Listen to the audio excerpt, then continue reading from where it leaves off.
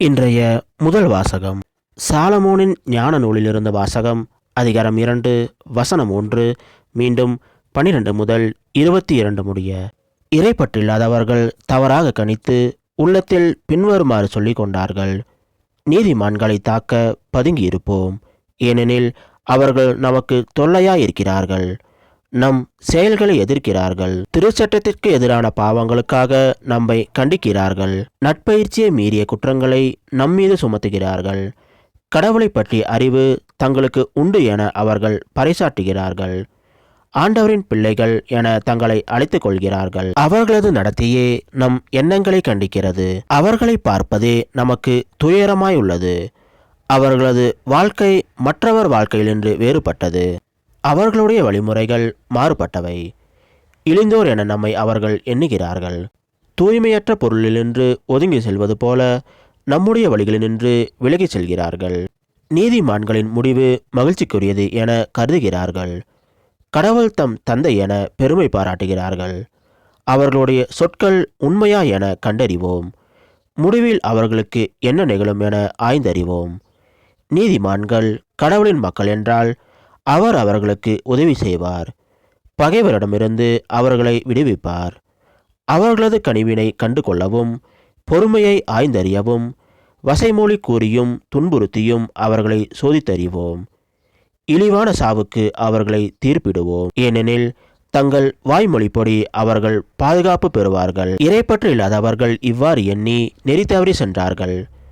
அவர்களின் தீய ஒழுக்கமே அவர்களை பார்வையற்றோர் ஆக்கிவிட்டது. அவர்கள் கடவுளின் மறைவான திட்டங்களை அறியவில்லை.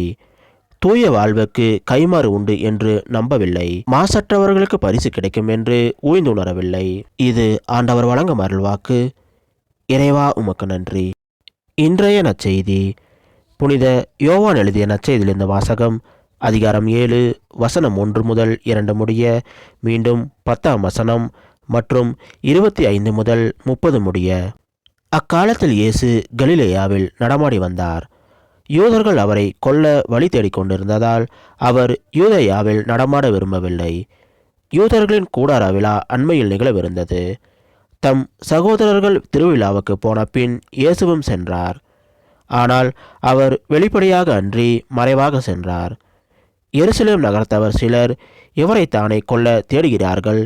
இதோ இங்கே இவர் வெளிப்படையாய் பேசிக்கொண்டிருக்கிறாரே, யாரும் இவரிடம் எதுவும் சொல்லவில்லையே.